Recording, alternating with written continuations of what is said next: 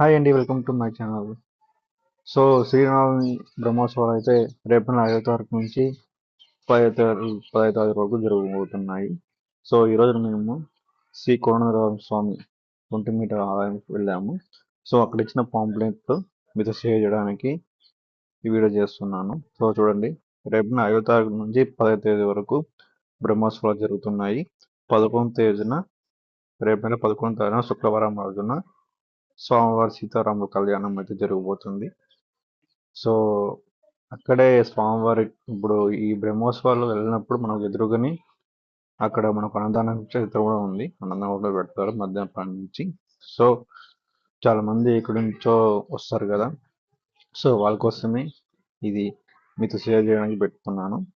So రేపు 5వ తారీఖు నుంచి 10వ తారీఖు వరకు శ్రీనవమి శ్రీరామనవమి బ్రహ్మోత్సవాలు అయితే జరగబోతున్నాయి. సో భక్తులందరూ ఇది చూసి మీకు కావాల్సిన ఇన్ఫర్మేషన్ తెలుసుకుంటారని కోరుకుంటున్నాను. జై శ్రీరామ్, జై శ్రీరామ్, జై శ్రీరామ్, జై హనుమాన్.